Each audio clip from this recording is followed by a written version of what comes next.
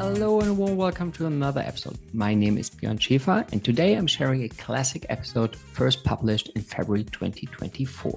We are exposing the founder-led sales reality that VCs often prefer not to tell. My guest is Seth DeHart, serial sales leader, advisor and author of the legendary Point 9 First Sales Hire article. Here's what VCs won't tell you. Most founder-led sales isn't real sales at all. It's network leverage and founder authority that creates a false sense of product market fit. And that's exactly why so many first sales hires fail.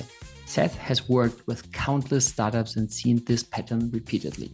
The founders who succeed, they move from network to repeatability before they think they are ready.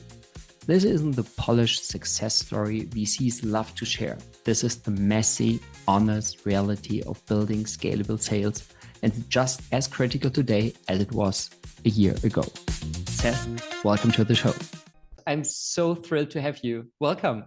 Well, I feel like we're already friends from the internet, but good to meet you in person. Yeah, you're one of my LinkedIn buddies. And maybe for the listeners, at least when you got on my radar, it was when you published I would call it the famous article with Point 9 in 2000. Flattered already. I see you are a good salesman. You're flattering me. Thank you. No, I think it's one of the must read pieces when it comes to what is the transition from founder-led sales and then scaling sales. Some call it then when sales actually start. But I think the topic for today is what is the process? What are the indicators to hire the first sales rep? Yeah. Well, we could. I know we only have an hour. We could spend a few days on this. But yeah, it's fun to connect with you. I mean, there's so many folks saying so many things on LinkedIn. It's kind of like, I think people that have more experience identify the others that you're like, that guy knows what he's talking about. And you up-level my thinking too, right? Challenge some of the assumptions that I have, which you need those sparring partners. So excited to spar with you today. Yeah, you're a good sales guy as well. So I'm flattered. So let's jump into it because we had kind of the pre-discussion and then we said, okay, let's press recording and start right away. So in your definition, what is founder-led sales and what, so yeah, to keep it short, what is your definition of founder-led sales? Yeah, so it's funny because we can dive into some of the comments that we've seen online around the definition. But for me, the definition of founder-led sales is up until the first sales hire, right? It's more like sole founder sales, because the founder will always lead sales, right? But for me, once you make that first sales hire, now the founder is trying to transition into more of a leadership role to get leverage from their experience and train and do a knowledge transfer to that first sales hire, be it an SDR and AE, and we can kind of go through the challenges or benefits of both. But for me, that's founder-led sales is all the way from the concept through to that first sales hire. And that first sales hire shouldn't be a sales leader. We'll get to that as well. But that's where I would define it. Yeah. And I would totally agree with that. And I would add to, because you wished for a conversation instead of kind of just a questionnaire. So I would add to the perspectives, though, one of the key differences is that it's founder-led sales. It's not the real sales because it's heavily network driven. So a lot of sales in the early days is supported at least by a network. And the other thing is kind of that you have this kind of unfair authority. So you are as a founder, you are authority by yourself, and then you know every inch and every little detail about the product, but also about the vision. So that's why you can promise product features that are not a repeatable sales process that a salesperson would never be able to do, and you can be kind of, like you said, omnipotent in your whatever you do, which is not repeatable by a salesperson who doesn't have that knowledge nor authority, for sure. Is there any other thing when we look at kind of authority, so unfair authority, kind of really having this vision, but also kind of telling a lot just to get the first sales in? What are other criteria where you found over time that they are a good checklist to say, okay, what is also managing expectations? So this is founder-led sales, and this is kind of needs to change when thinking about proper sales. Yeah. Different for each company, different for each founder, I think, right?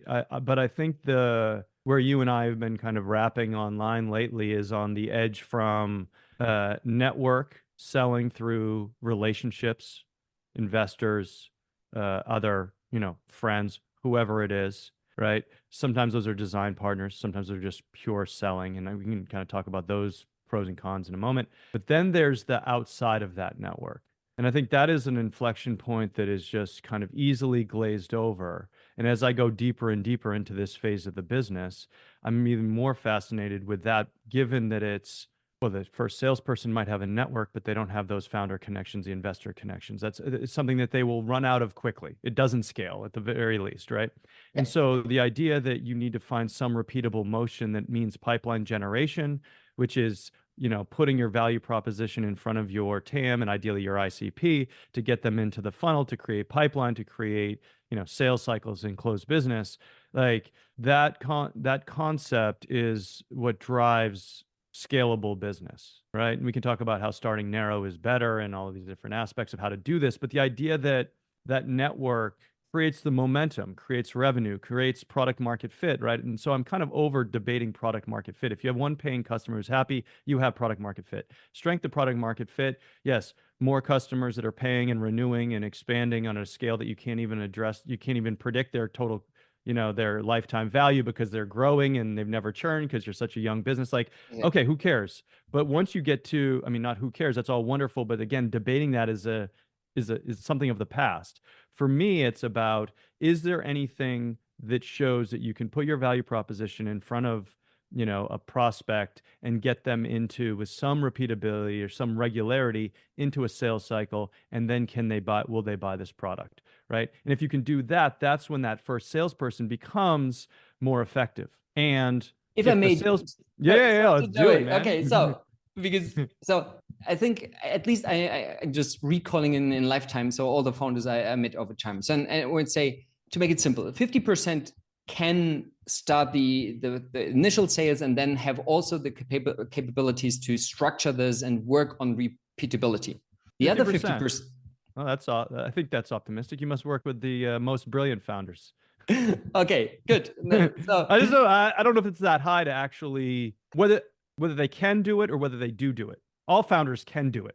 Whether they do it, I don't know if 50% are actually leaving their network and showing some level of repeatability before they make their first hire. Yeah. Like, I think that's a generous number. I wish it was so. I think that would de-risk a lot of investments and a lot of the hiring that we all do, but continue. Sorry to interrupt. No, because this was because when I recently read some of your posts, it really, because I'm writing a go-to-market book in parallel, and that's also kind of repeatability and then scalability.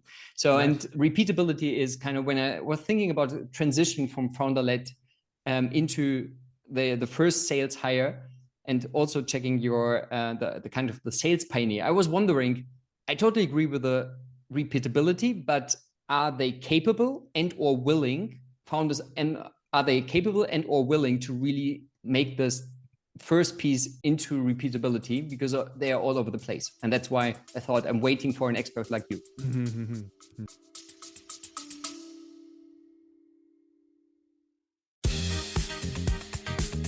Hi there, just a brief break to share something exciting. My best-selling book, Funky Flywheels, is now available in both English and German. If you are building a B2B startup and want to scale smarter, this one is for you. I filled it with real-world insights from working with over 150 startups, alongside practical strategies to refine your go-to-market motion, enhance your sales efficiency, and accelerate growth. Grab your copy exclusively on Amazon. Links are in the show notes. And now back to your favorite episode.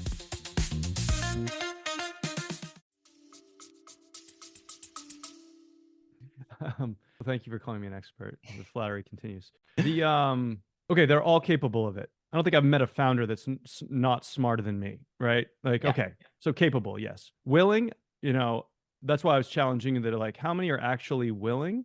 And true repeatability, I'd rather spar over the definition of repeatability than product market fit. Because, if you think about it, you put your value proposition in front of 10 prospects, or let's say 100 prospects, and 5 of them are triggered by it, compelled by it, and then you're able to book, let's say, 5 discovery meetings, right? And so whether you put it in front of them, email, phone call, LinkedIn, I don't know, anything you do. Um, those are the three main, but there's always some other niche options. But 5% conversion rate from proposition to discovery is like solid. You can scale a business on that. It's not great, but it's not Yeah. bad. It's average and fine. Now, once you get into that discovery meeting, what's the conversion rate from discovery to closed business? Now, if you have a sales cycle that's, let's say, 6 months, you need to make a decision before you've closed your first deal. So when I'm looking for, and I think what advisors or people that have been through this, like yourself and I many times, is we're starting to look for signal to drive conviction to then make recommendations. Signal is like, if you put it in front of 100 people and you get 10 people that want to meet with you, it's like, that's extraordinary. That means there's something there. Okay, now we have 10 meetings and 7 of them are really interested in doing the proof of concept. Even better, a paid proof of concept. It's like you don't get 7 people out of 10 wanting to do paid proof of concept when they know the price and they want to invest the time. And like, again, I'm using generalities, but like the reality is like those are really strong buying signals. And I don't actually have to have closed deals to say, it appears that we have repeatability. Now let's go and let's start to put a little bit of gas into this engine, which is just the process and the systems of doing it, which the founder has already done, right? In the sense of scheduled they've spent out 100 messages or enrolled 100 specs into a sequence of messaging, booked 10 meetings, had the discovery demo, whatever that mess is that they're doing kind of ad hoc, leading towards a sale starts to give me conviction or signal that I'm like, I can draw conviction from that signal.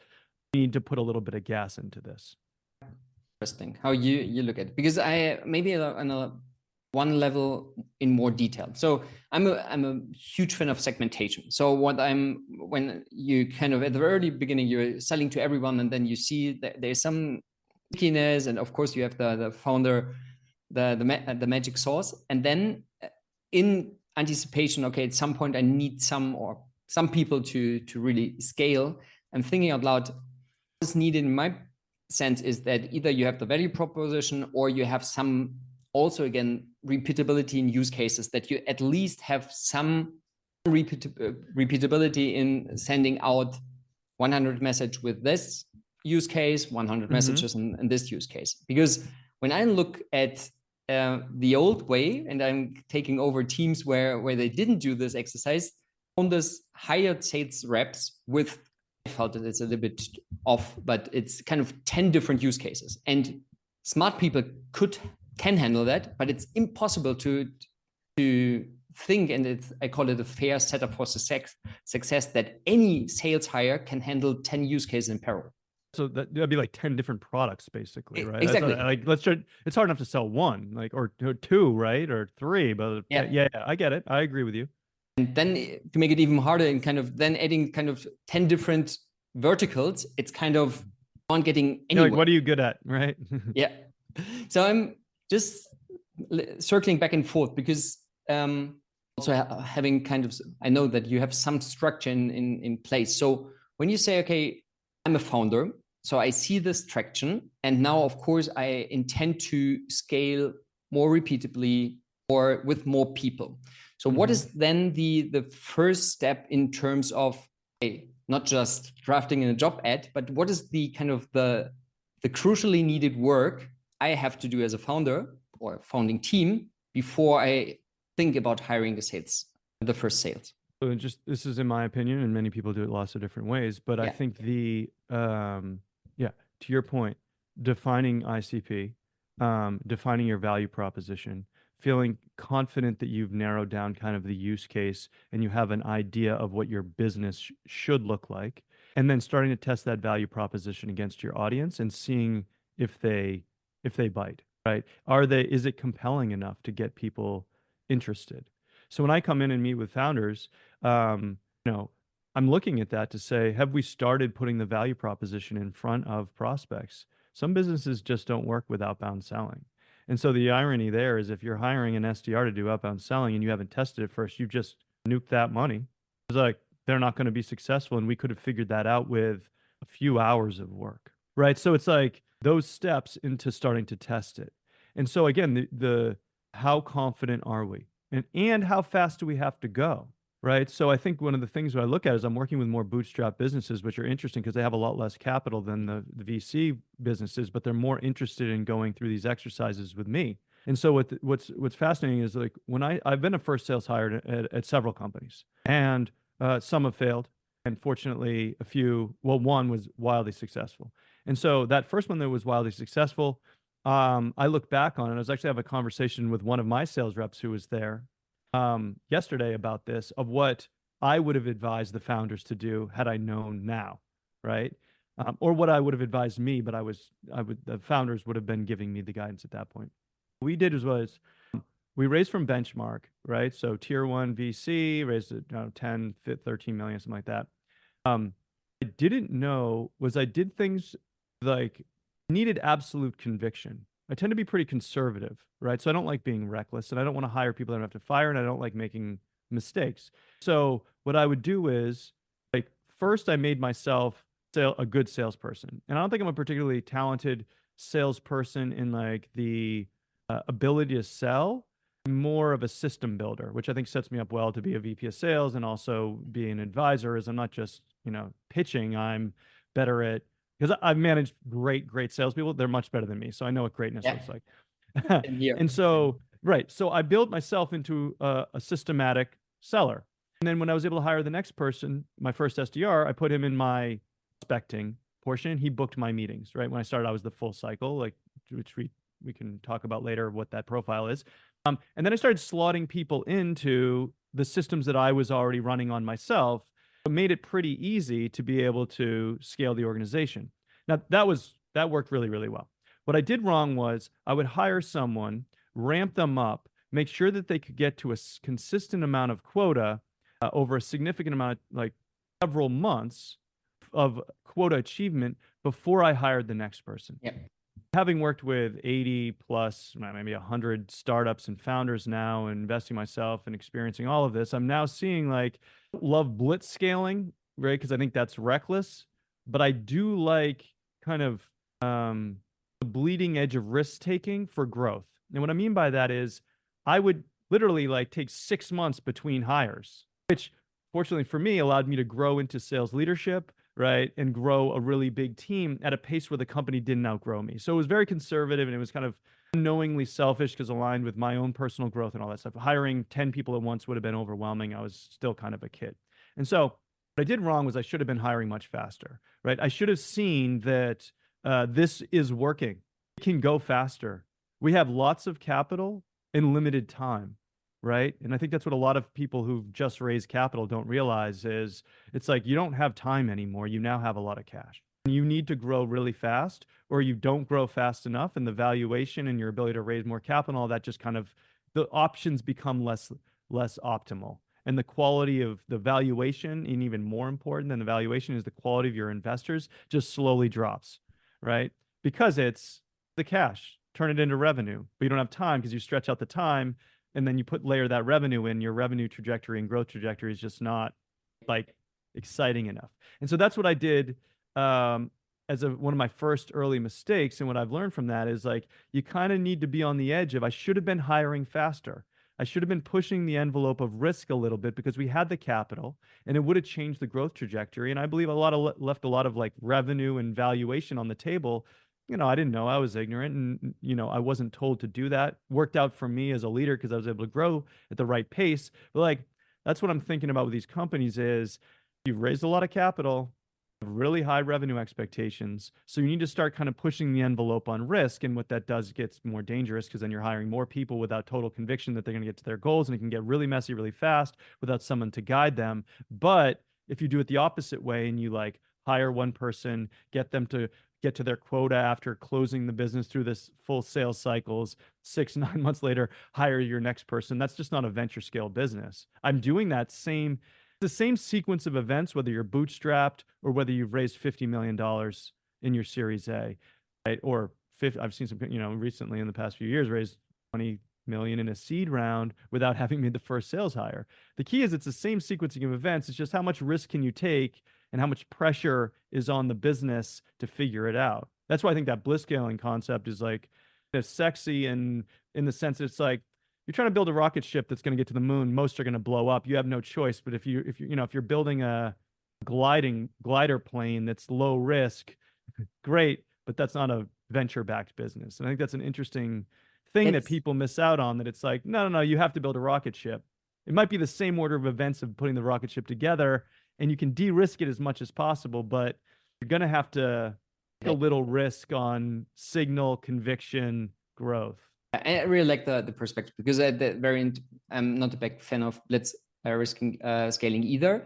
But I think Pareto was nearly always right. So with 20, 80, 20, you definitely have really good tools to de-risk that scaling. And to sum it up, so I think we have other debates potentially coming up, but where we both agree is kind of, so founder-led sales, you build up some traction, you get more and more into the market. The next step, whether you do it as a kind of disciplined founder or with some structured, whether you call it a sales engineer or whatever. So what needs to be structured a little bit more is have a clear understanding of your ICP, have a clear understanding of your value proposition, or I put it in more use cases because it's, for me, more digestible. But either way, it's kind of how also to link it with product and capabilities and roadmap, and also check with churn and potential NRR. So, but either way, I think value proposition / use cases. So this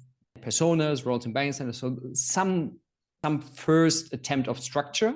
Mm-hmm. Either way, and it's going to change, but having a first attempt is. Yeah. Exactly. Kind of, it's the first kind of documented hypothesis in terms of this is ICP. Let's reach out to 100, 200, 300 and see what is working in reply rates, demo, offering, closing rate, etc. But you need to start somewhere. So I would say this is the first phase.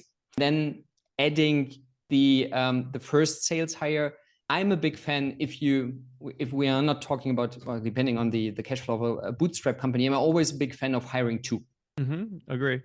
Oh, that was an easy sell.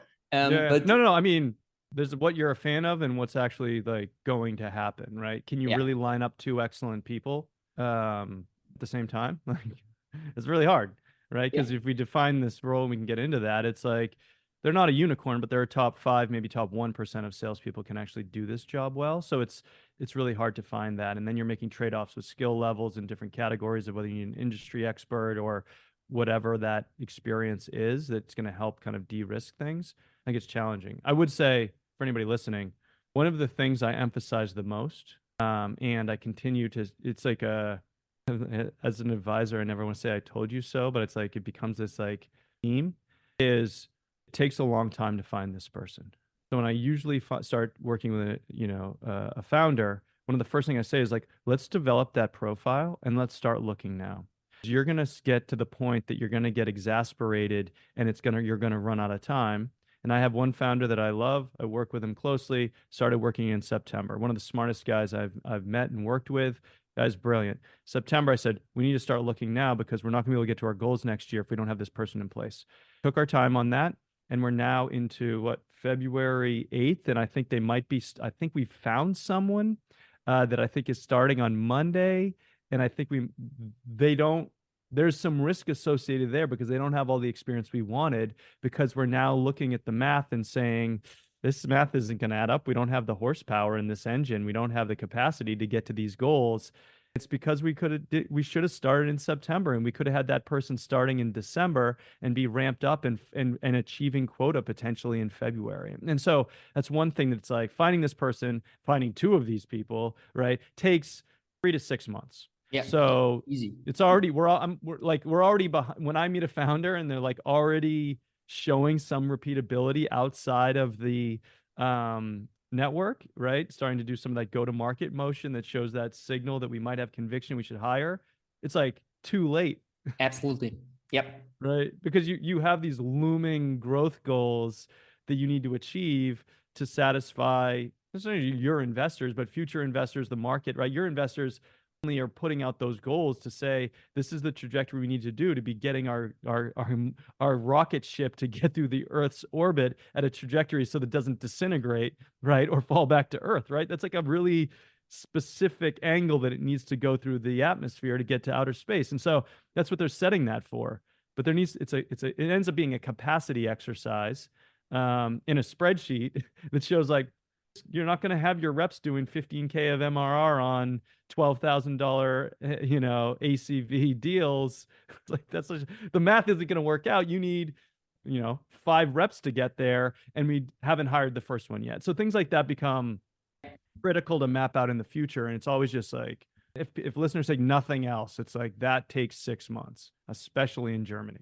Yeah, I'm afraid that's true. So the only alternative I see, and of course it depends on whether we're selling to enterprise or whether they get any kind of support with advisors or kind of angels, investors. And let me just say, like, when I speak, I mostly work with mid-market companies. I also work with many enterprise and many kind of SMB, but I speak in generalities a lot, and it's targeted to mid-market. And when I'm saying these things, it's skewed in either direction, right? To enterprise or SMB, but it's like more nuanced, obviously, than I'm. Yeah. But then maybe we will find one topic for debate is because so this is kind of, let's assume we have done some structuring from founder led sales to the first sales house. You speed up my heart. That's good. So, and then I'm because I've done it with some of my clients, we agreed with the founder who stayed definitely in the sales organization, leading the organization, that we go for a little bit more junior, so structured people, very ambitious, fast learner, curious to learn, and say, okay, this is even kind of senior SDR, because there are some changes in the setup. We come to full cycle in a second probably. So there we could definitely speed up the hiring process to 3 months, 2 people with some guidance in parallel. And so just for the listeners, there are some options, there are limited options, but that could be scenario potentially you're offering the same in kind of enabling the founder or the sales founder, adding 1-2 people into the team, and then bringing structure and speed into the game.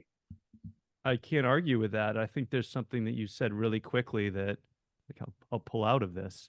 Some guidance. You have not managed salespeople before. Fucking nightmare. Like, I know it. And if you have done it before. Yeah. Right. I think we all should have just majored in psychotherapy or become therapists before we got into sales. And so, someone who hasn't managed salespeople always makes mistakes in hiring. In some of my articles, it's like, you're going to hire your first sales manager or first sales rep. They're like, yeah, it's because you made a bad hire, because you've never hired salespeople. You've never managed salespeople. You don't know how to set them up for success. You don't know how to assess them. Salespeople are the best of any function at selling themselves, especially in America, right? It's like, so like there's this interesting phenomenon that you said is like, yes, you can hire more junior if you have someone there that can vet those people, can understand how to set up reasonable KPIs and expectations to set them up for success, can help put them in a framework that will set them up for success.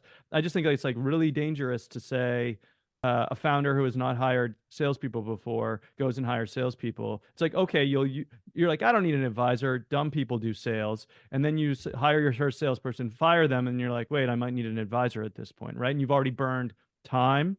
Yeah. What's that take? 3 to 6 months? How much cash is that? So I think it's funny when companies are burning 10, 20, 30, 40, 50K a month. They're like, no, I don't want to hire an advisor. That's too expensive. It's like, what if you could shave 4 months off the time that's going to take you to figure out how to get to revenue? Anyway. Yeah, no, I digress. Because it's simple math. Because having you manage their SDRs alongside them and set them up for success and hire them and all that stuff, that can be totally doable. The risk there is that you start to create a bunch of pipeline. The risk is that it is successful, and then you overload the founder, who also needs to be leading the company, doing a bunch of other stuff, with too much pipeline. And now all of a sudden you're prematurely promoting an SDR into a sales role. And I've seen this happen before. It's like a great scenario, but then all of a sudden you have an SDR closing deals on a pipeline where you could have had a salesperson doing it. So like, yes, but right. I mean, there's these trade-offs, because we don't go into any of this not optimistic that it's going to be successful. Very structurally speaking, so I would call it a luxury problem then, because the first I've seen it though. It's a problem. The first conversion is from kind of whatever that is founder-led sales, then put it a little into structure, get 2 people ideally on board, or more than the At founder the very on least, board. creating pipeline. That's where you and I are very aligned. Yes. Because without creating pipeline, you can hire an account executive, give them a quota, put that number in a spreadsheet, and wonder why it's not being filled in. It's like without pipeline, I mean, this Yeah. whole conversation is called, it should just be like pipeline creation. That's if you're not focusing on that, the rest of this thing was never going to happen. Anyway. No, but pipeline generation is a good one because a little sidestep, but I think it's again an expert like you because yeah, all right, I'll take it. So we won't open the Pandora's box of all the discovery frameworks, but I think to also in your terms, how do you define pipeline, or what qualifies for pipeline in your kind of criteria set? Talking about mid-market, but also I think it's yeah, I think the reason I pause is because I think it's think about it kind of in layers. Like the general sense of pipeline is really anything from interest from a market, prospects, ICP, addressable market, through to close, right? That one big funnel is pipeline. Yep. Now, true pipeline, right? And then the next level of pipeline is they have scheduled a discovery call, and that discovery call is going to happen, right? Or has happened, right? It is happening, right? That's a major event that they're willing to meet with you, and then it has occurred. Yep. And then the next piece is their intent? Like, are they genuinely interested in buying the product, right? And this is like gets into the kind of art of selling because there's a little bit there, but you can qualify it, right? Do you have budget? No. Yes. No. Yes. No. I don't know, right? Like you can put these things in different categories, but post discovery into buying intent, let's call it, that phase from discovery to close, assuming there's intent, is real pipeline, right? That's what I'm really, really looking at. So I think those are like those different, it's that traditional funnel with the different kind of layers in the funnel. There's the whole pipeline, and then there's the kind of pipeline strength or likelihood to close, right? And it gets down there into like the intent area. Yeah. The method of creating all of it pre-close is pipeline, in my opinion. Yeah. It's pretty similar. So when you look at the kind of awareness, consideration, selection in that phase, proper pipeline for me is to this transition. This is interesting to, that I consider this as a relevant option to solve my problem. It's fitting to the use case. So I'm a little bit more specific in terms of, does it fit to my core ICP and segmentation? And depending on the right, like behind all of this is whether they're qualified for sure. They shouldn't be in the pipeline unless they're qualified. And obviously, there's like external qualification, which they meet the qualification criteria on paper from the outside, and then there's internal when you actually talk to them. Like, do you have budget? I know that's an antiquated kind of example, but in some cases, it's not. Some companies still. And another detail layer is compelling event and timeline. So I think are we talking about? We have time to call it proper pipeline if they have 6 months. Months. I momentum towards a decision. Yep. Yeah. So momentum this is kind of key. Yeah. And also make it digestible, because I think we could spend easily an hour just on discovery frameworks and what kind of piece of information we are gathering in the first meeting, second meeting, and so forth. But I'm a big fan of making digestible, because as soon as you're adding up more people, it gets messy either way. Yeah, even with a proper structure. Yeah. I mean, you're kind of baiting me. I want to go into that, but like we'll save it for the next time. All right. We also, in just coming back, so first step accomplished. We were dancing a little bit about the role and the potential roles, because we touched already, or at least we talked about SDRs versus full cycle seller, account executive. Also in terms of your experience, what are again some guiding principles to say, okay, what makes sense, or what kind of founder, what kind of situation is fitting for first hire? Is it more an SDR profile versus potentially full cycle, or is it set as a full cycle seller? Yeah, so we're talking about like sales IQ and wisdom. What I mean by that is, if you have a founder who is not particularly good at selling the product, right? And that's okay. Like, they got this far, we're having this conversation. Like, if they get this far, they're probably they raised capital that they've sold, despite their inabilities. It's almost funny. Like, the worst I always joke with founders, like the worse they are, the better it is for the business in the Yep. sense of, right? Then you can bring in some real talented salespeople and it's really going to go. But sales wisdom and sales IQ, right? So if you hire an SDR who's right out of university, who hasn't had a job before, you're going to have to teach them a lot. Hire a seasoned SDR, like you said, they already understand the process and maybe they've done it at one company, at least maybe two companies, so they understand there's like different ways of doing things.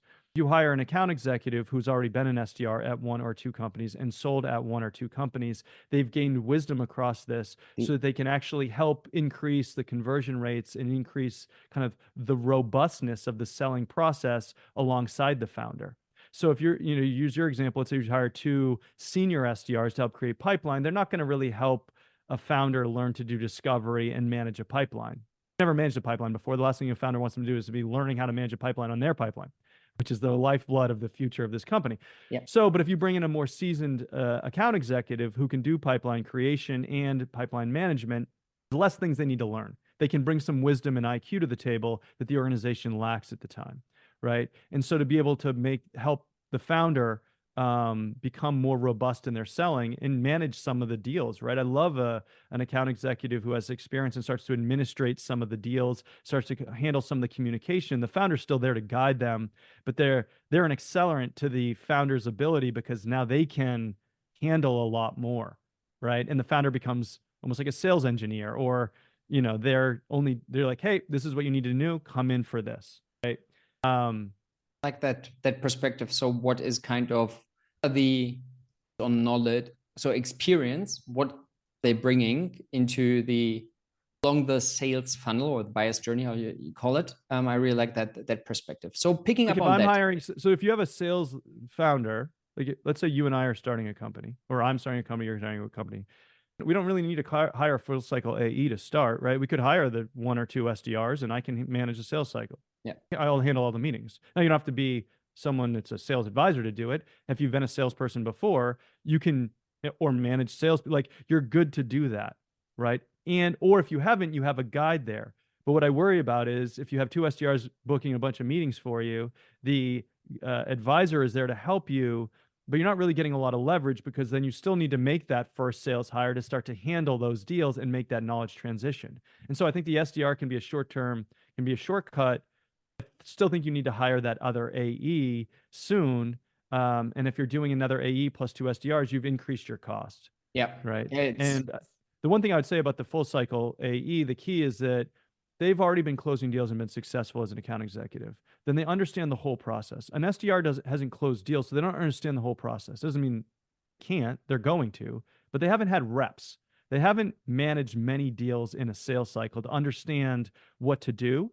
So full cycle AE can come in and start to help to build the playbook to do the outbound prospecting. An SDR isn't going to really be able to build that from scratch without an advisor. And even then, an AE should be able to do it, and they're in the weeds and they're seeing what's going on. Once they start to show predictability and being able to create pipeline, they're also riding along with the founder, learning how to sell organic process, one or two of those. It's up the next hire SDRs to be slotted in. They can then have that repeatable playbook to create pipeline that the AEs are then managing. Let's say you have two AEs and 4 SDRs managed by an advisor and a founder. That's the sexiest ingredients to hire a world-class VP of sales. Yeah, without absolutely. that, you get a really good VP of sales because they're looking for those ingredients and conviction that they can scale. And so the lower the ingredients, the higher the risk, the lower the quality of the VP you're going to be able to get, or the more you have to give up to get the right ones. The best ones won't join when there's like one AE, one SDR, and like there. Very entrepreneurial setup. Those are kind of those trade-offs that I see. Yeah. No, I totally agree with you. And I'm just thinking out loud, also respecting the time at roughly 10 minutes to go. We'll have to do this again, man. Yeah, it needs to be continued, but it's so much fun already. So just have that thought about kind of, because you mentioned documentation and building up the process. And we both know good sellers like AEs, it doesn't respond automatically with building up processes, documentation, etc. So any best practice, any unfair knowledge, how to assess this kind of quality documentation, building a process to really develop a pragmatic sales playbook or revenue playbook, how you call it, while assessing the potential first hire? Yeah, like two pieces, right? I think there's you tagged me in a post. I think you baited me into some argument with somebody. Guilty. Yeah, thanks. Spend my time in the comments. Good for your reach, though. Yeah, good. Yeah, good use of my time and mental health. Up experience versus non. I think the reason that that's a topic is because what we're talking about, we're making it sound very simple. It's very challenging and very chaotic. So dealing with unexpected, I don't even want to say chaos, like unknown future is very challenging for humans. And salespeople have typically, while we all live in an unknown future, if there's a playbook in place that shows a path to success, then it's usually just about sales skills and hard work. Organizations that we're talking about, there's no clear path to success. It's a lot of experimentation. So people that have worked in a startup environment often are more comfortable with creating something out of nothing to find success. There isn't a path to success, right? You have to create the frameworks, the systems to be able to get there. You have to create something from nothing. And I think that's what draws a lot of people to startups. People that have worked at large organizations are like insulated from a lot of that risk in the sense of, describe it as like or soccer, I guess either American or European. You're on a team and you can blend in. You can make mistakes. You cannot be the excellent. And if your team is good, you'll win the championship. The startups are like singles tennis. You're out there, everybody's watching. You're either a star or you're going to suck. Like there's no hiding behind things. Your numbers are very transparent. And I think in a startup, you need to be comfortable knowing that you're fully exposed. There's no clear path. This is a lot of like, you have to create stuff out of nothing. And that certainty, some people thrive in it and some people it kills. And so people that have worked at large companies and never had that startup experience, doesn't mean they can't do it. I mean, there's no proof that they can demonstrate it. So when I'm interviewing those type of people, I'm looking for things outside of big company environment or even within it that shows uncertainty. Where people that have gone through multiple startups in the early phases, it's just like, it's natural for them. So I think that's the first step is like work in uncertainty. Can they build something from nothing? And I actually don't mind if this might be a kind of a controversial take, but like I want them to be able to create playbooks, but I don't need them to. Right. So if I'm an advisor there, like I can do all that stuff. I can distill out what they're doing and I can tell them what to do. That's a repeatable thing that is the playbook. So ideally, they need to help me. They need to be self-aware. They need to know when they're doing a good job, what they're doing, what they need help with. Like that's a really key, important piece. And they need to be very honest because they need to be able to share with me as the advisor what's going on, but to build the playbooks themselves. Yep. So, and to answer your question, the playbook is an iterative document that's in a draft format that's going to evolve over time. It's not some Bible that's going to stand the test of time. It's a iterative document that can literally just be one page on how we do outbound prospecting, one page on what our sales stages are and what the milestones are and the qualification criteria. It doesn't need to be overdone. And I think that's the thing is like, I don't need someone to build that whole thing. I can do that with the founder, with the salesperson. Right? But it's the pursuit of the repeatability, the pursuit of saying, okay, we're going to stick with this. We're going to run an experiment. We're going to test this hypothesis. We're going to see the results, right? So that experimentation mindset is really important because like a hypothesis that you test, no failure. It may not result in the way that what you want, but as long as you have data and you stuck to the test, right, then you have results that you can then learn from and iterate on. So I think a lot of big company people get frustrated, or it's not even fair to say, like some people get frustrated when the results are not what they want. So used to being able to get the predictable results that get them to their pipeline, to get them to their quota, that they start to lose their mind. They're like, why isn't this working? It's like, we never knew that it would work, right? Exactly. We're figuring this out. We're running experiments. So having the experimental mindset that's like, we're going to test hypotheses is going to be iterative in those playbooks, I think is also like a really important piece that goes with how do you build the playbooks? How do you actually set this up for some level of repeatability? Yeah, and it totally resonates with me. I think we have to differentiate between with an advisor or with anyone who has already some experience or not. But I think you mentioned it. Some level of structure is nice because to get to up to speed, but it's no in mind that we are still talking about early stage, and there's so much chaos of you don't need a PhD guy person to do it. So define some proper hypothesis how you would formulate it with an OKR, get this as a written document and shared alignment as a piece, and then collecting real-time data and then iterate. So it's the level of structureness is limited. And I think it's an interesting thing. Like before we started recording, we were talking about the quality of advisors. And I think it's interesting because like anybody can be an advisor and it's wonderful, but there's so many people that can help out, right? I was fortunate in that the first company that I was with that scaled was 100% outbound. We built that machine.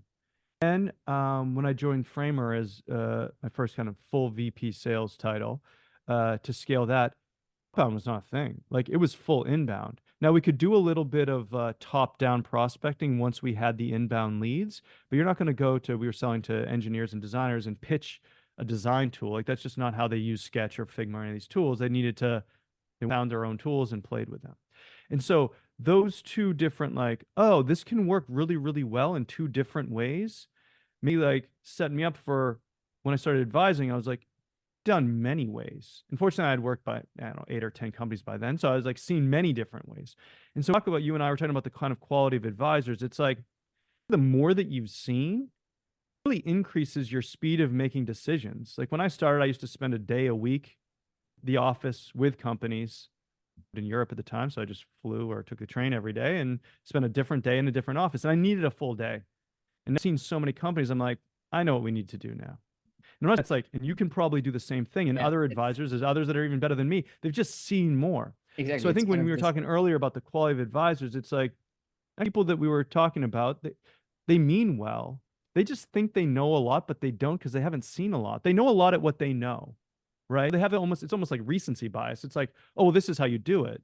And I've seen other advisors come into companies that I've been working in from other investors, and they're like, we should do this. And I'm like, no, because that's what you did at your last company. That actually doesn't work here. And so I think it's kind of that same thing as you assess advisors or a head of sales or whatever. It's like, had a lot of reps and a lot of sample sizes. And so when you assess these first sales hires, there's whoever, it's like, do they have a lot of into the fact that this is going to be different than anything else they've ever seen? But do they have a large sample size that they can say, based on everything I've seen, this is the thing? And so when you're assessing advisors, it's like, well, have they done exactly what you need? Great. Have they seen many things that are similar to what you need? Great. Like those are really valuable things. But I think there's a lot of folks that just haven't seen a lot, and that lack of sample size and lack of kind of seeing many different ways, decisions slower. You make mistakes. Like you don't have as many kind of insights, and you can't draw conviction from signal as fast. It has been wonderful to you. I gave you a promise that we'll finish on time. I messed up my time management because normally I have a personal question at the very end, but you meant it seriously that you have to leave on time, and I respect that. So it was truly a wonderful session. I think it needs to be continued. Either way, I'm pretty optimistic that there was so much wisdom and knowledge there. So it was a true pleasure to have you, Seth, and I would say we'll keep in touch and see you on LinkedIn or somewhere else really soon. Thank you. You, man. Bye-bye. Thank you very much for tuning in. Each week, I have the pleasure of engaging with exceptional founders, industry experts, and investors to discuss the ups and downs of early stage growth. I primarily focus on B2B and Gen AI startups progressing from 1 million to 10 million ARR. We share valuable lessons and best practices for scaling quickly and efficiently. If you enjoyed this episode, I'd love to hear your thoughts. Feel free to give me a feedback on LinkedIn or give it a thumbs up. I can't wait to see you in the next one.